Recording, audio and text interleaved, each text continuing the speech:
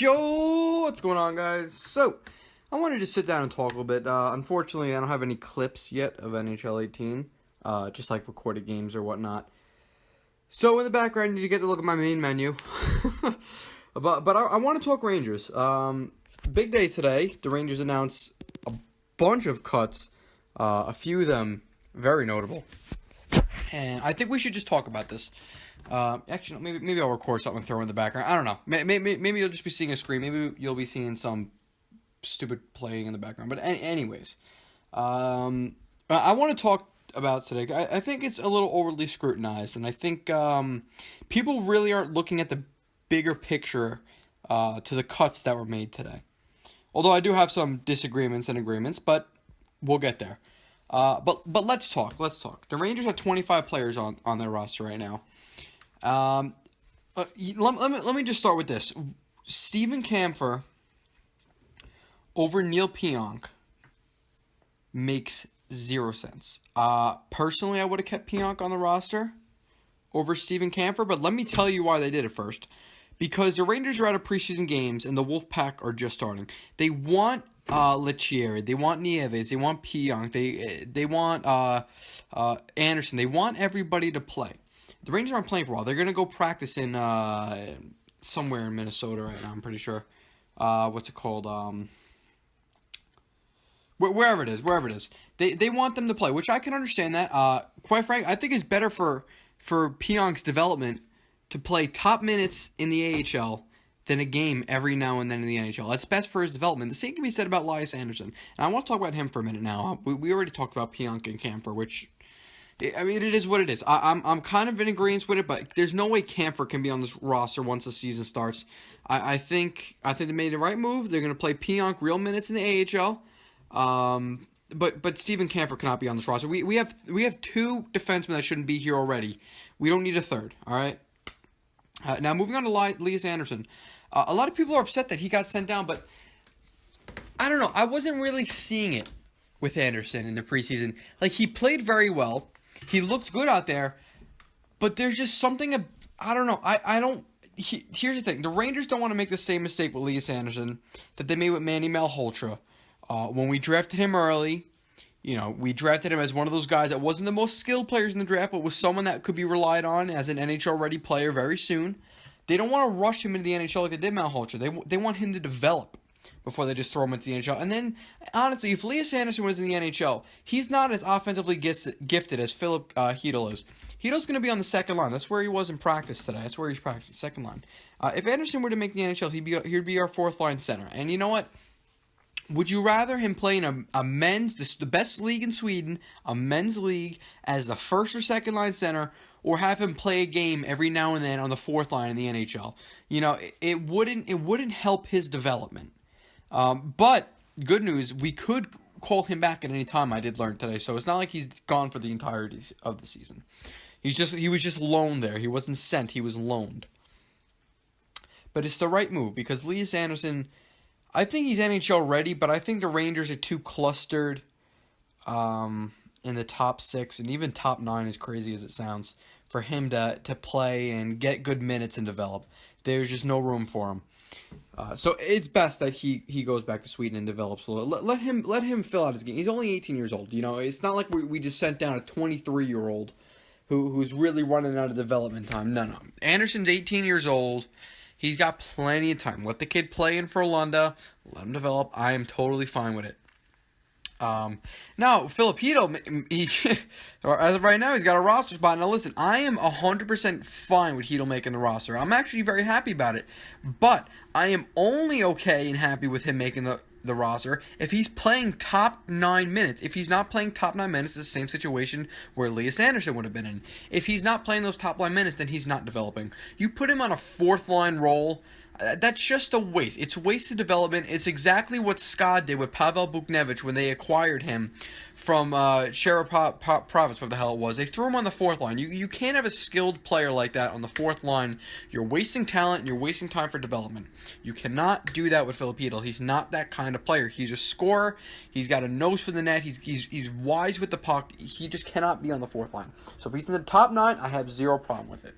I'm excited for the kid, but one of the problems I do have is They had VC practicing on the fourth line today, which I think is ridiculous. Jimmy VC has got to be in the top 9. I love Michael Grabner. He had a great season last season, but he had a great season last season not because he was in the top 9, but because he was on the fourth line. He wasn't playing against the other team's best defenseman.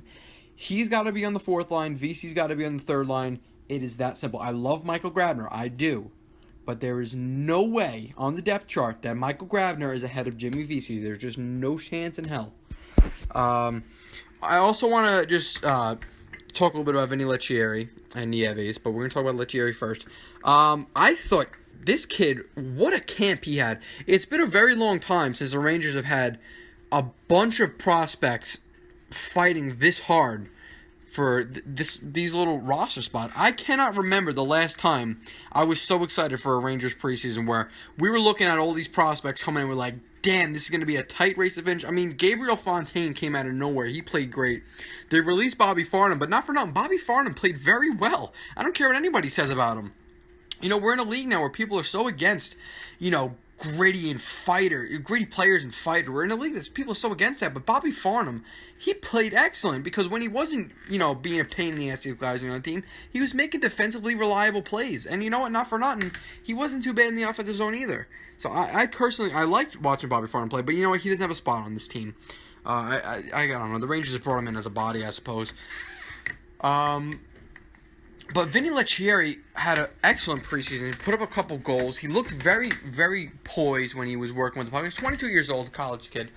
I like this. We're pulling players out of our ass that Pittsburgh pull out of their ass. You know, like Connor Sheary and Gensel. Not that Gensel's a bad player or ever was. He's a second-round pick, but like kind of just comes out of nowhere. And the Rangers are starting to get those players now, and it's very, very fun to watch because it's not something I can even remember. I'm very excited for the future. I mean, Vinny Leccieri, he's one of those boom or bust guys. I could see him easily, you know, one day being a fringe top 6 sniper. You know, he gets the puck off of his stick very fast. When I was watching one of the Traverse City games, the announcer made a very good point. He said the difference between the pros and the amateurs is how fast they move the puck. How fast the puck is off their stick is the biggest dividing line between the pros and the amateurs. And Vinny Leccieri gets the puck off of his stick in a hurry, and it's never hasty. It's always he makes the right play. He puts the puck in an area where it's not dangerous, and that's something that we got to look forward to. He's a good puck manager. I think he's got a future with the Rangers. I'm very happy with what I saw out of Vinny Leccieri. Moving on from Leccieri, I want to talk about Cristobal Nieves. Someone who was supposed to be our fourth line center, you know, going into this season. But, you know, the thing with Nieves is he had a pretty good minor league season. He got hurt, played well, but I liked what I saw at him in the preseason. I thought he played very well. And I think that he can definitely be our number one call-up guy. For a depth-checking role, like if the Rangers are in need to call up a good defensive player, someone to rely on. I think right now, as soon as I send down Paul Carey, because that's got to happen eventually. I love Paul Carey. He's played great, but we got to play the youth. I think right now, if I'm calling somebody up, if I got an injury, I need guys up here. I got Nieves, then I got Carey, then I got Lias Andersson right there, and those are my call-ups. If I need to score, you call up Vinny Leccieri. I think Nieves played great. I don't think it's any fault of his own that he got cut. I think he played the best of his ability. He looks much better than he did last year. He definitely looks healthy. But the Rangers' depth chart, it's too much right now. If the Rangers were to leave him in the NHL, it would be the same thing with Pionk and Anderson and Leccieri. He would not be playing on a night-to-night basis, and that is not good for his development. You want these guys to develop. I mean, the Detroit Red Wings do it the best. They over-marinate their players. They let their players sit and sit and sit. They ripen them, and then boom, they come out of nowhere. They come to the NHL a little bit older than most teams call up their players, and they just take off. Anthony Mantha's a perfect example. You know, people are starting to give up on Anthony Mantha in Detroit. Like, his kid's getting a little bit older now. He's got to crack the NHL roster eventually, and then he just breaks out last year, and he shows everyone, you know, what's good. So I don't mind Nieves spending another year in the minors. Maybe he does come up eventually. Maybe, God forbid, something does happen. You know, someone gets injured. There you go. You got Nieves right there. He could play a checking role. He could maybe a scoring role if, you know, on rare occasion. I don't know. I like what we have in Nieves. I think we have yet to see him. Excuse me, in full swing. Now let's communicate about the rest of the players on the team and who I think's got to get sent down. We are at, let's see, how many are we at right now? I think we got 12 forward, 6, 8. I think we're at 25 or 26 right now. Oh, Andrew Desjardins. I don't know why the Rangers didn't release him yet. I think, it sucks he got the 2-game suspension. He couldn't play. He's on a PTO. But at the same time, I don't think he didn't really show me too much. Like, he was quietly doing well when he played, but he didn't show me enough to where I was like, this guy's got to be on the team. So, I don't know how I feel about Andrew Desjardins. I certainly don't want him taking away time from someone a little more deserving. I don't really know what to gather from him. I don't think he looks bad. I just think I'd rather play the younger guy. I think that's the direction the Rangers are going in, where we want to play our younger guys over the veterans. Maybe you don't get a better player out of playing the younger guy, but going forward, it's the right move. Same thing with Paul Carey. I think Paul Carey had an excellent preseason. But at the same token, I mean, we've got guys that should be playing over Paul Carey for developmental purposes. I think personally, it sucks if Nieves couldn't be the fourth-line center, but if he's a fourth-line right winger and he's playing on a night-to-night basis, hell, I don't mind that. But, it's rough. And speaking of rough, let's take a look at this fucking defense. The lines at practice today, they have Mark Stoll over Nick Holden, which pisses me off. Alain Vigneault said it himself. Mark Stoll is battling for a spot this preseason. And I was the biggest Mark Stoll lover before he got hurt, before everything happened to him, where, it sucks, his career went downhill. I was the biggest Mark Stoll supporter, but you know what? He had his chance, and he freaking blew it. Something's got to give. Sit him for an entire fucking season. Let the guy get his shit together. Give him a season off. Let him work out and stay off the GD ice. I don't think they fully understood. This guy has logged over 100 playoff games in his career, has had multiple concussions, and not for nothing, blocked the fucking puck with his eye. Right after coming back from a concussion. Delivered by his fucking brother, who we traded for. And then let go after 12 games. Listen, Mark Stoll, he's got to take it into his own. He's got to take a season off. If Mark Stoll, listen, he's at a point in his career now, if he ever wants to come back and be the player that he once was, he has legitimate either get bought out by the freaking Rangers, which I'm against kind of because the length of that buyout would just eat ass. Mark Stoll has got to just give his body a freaking break. Last year Vigneault says, oh yeah, Girardi and Stoll, they're not going to be playing on a night-to-night basis. And when they do, he plays them on a night-to-night freaking basis, which is what they did not need. I'm so pissed off that we bought out Dan Girardi over Mark Stoll. Now, Girardi and Stoll played so many games, they sacrificed their body with checking and blocking shots. They're worn down. They got to take time off. And, we thought that was it last year. We got beat by the Penguins in 5 games. Figured they'd have a long offseason. Stoll and Girardi get the rest. It was the same freaking story going into the next season. Mark Stoll has got to take a season off, or something's got to give with him. He can't even be on the depth chart. He shouldn't be on the depth chart. And everyone likes to pick on Nick Holden, but the guy had 34 friggin' points last year. And I'm pretty sure had a couple goals in the playoffs too. I don't think Nick Holden's that bad. I think people are giving him a hard time because, we got good young defensemen now that they would want to see over Nick Holden. But I got Nick Holden over Mark Stoll 7 days a week. Oh, I was going to say 10 times out of 10. It's frustrating. So Mark Stoll has got to just take matters in his own hands. Take a friggin' season off because it's screwing the Rangers up right now. All right, something, man. He's got to do something because he can't be in the NHL. He couldn't even handle a preseason in the NHL. How are we going to rely on him late in the season, game 60, game 70, when we're fighting for a playoff spot? Because this is not a team that is going to be fighting for a top divisional spot. No. The Rangers are a wild card team right now. Unless something miraculous happens, we are a wild card team. And if Mark Stoll is in your top 6 when you're fighting for a wild card spot, you are not getting that spot. It is not happening. He is too much of a liability. He is nowhere the player that he used to be. And you know what, Nick Holden, I love Nick Holden too. I did just back him up, but my Ninja Juice, there are guys I'd rather see over Nick Holden too, Another guy, Brendan Smith, looked like absolute shit in the preseason. He was falling. He was turning over the puck.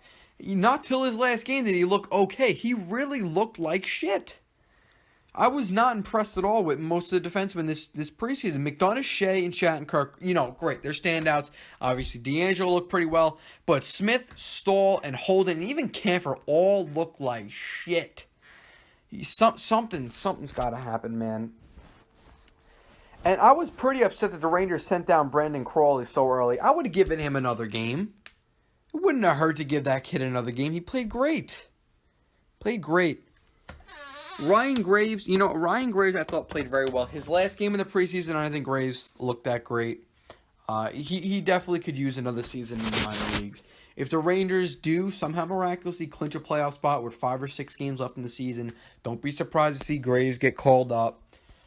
Maybe McDonough's got a small injury. Maybe he's got like a problem where they can put him on disabled, whatever the hell it's called. Open up a roster spot. Put up Graves, let him play a couple games Pionk. Late in the season, you probably won't be seeing Graves in the midpoint of the season. If the Rangers ever clinch a spot, you'll see Graves. But there's a lot to be said about the moves that were made today. I didn't write anything down. I didn't plan to say anything. I kind of just got on the microphone and spoke. That's kind of how I like to do things. So if I plan it out, it doesn't seem like I'm talking as a hockey fan. It seems like I'm talking as some analytics guy that's going to tell you what's right and what's wrong. When I talk about the Rangers and hockey, I want to talk from the heart. I want to say what comes to mind and what comes out. And that way, it brings up good talking points for the comments, down below. Like you guys, I want you guys to comment. I want to talk about this. I want to get your guys' input. Do you agree with what I said? Do you have different opinions? Yeah, I'm not one of those people that's going to shoot down your opinion. Feel free to comment whatever you want down below. I don't care what you say. I want to hear your input. I like to gather everybody's input, put it all together. You make a point, I'll make a counterpoint. I'll make a point, you'll make a counterpoint. So on and so forth. I want to hear from you guys. You guys let me know what you think about the cuts and who else is going to get cut. Do you think maybe Hito does get sent down after all and the Rangers keep Carey up? And who the hell is number 17? Am I just drawing a blank because he's still on the roster right now? Is that Kantanaki? Oh God, excuse me, I'm yawning. Is that Kantanaki number 17? Or someone, I don't know what the hell it is. Anyways, you guys let me know. Till then, thank you very much for watching the video. I'll be watching this.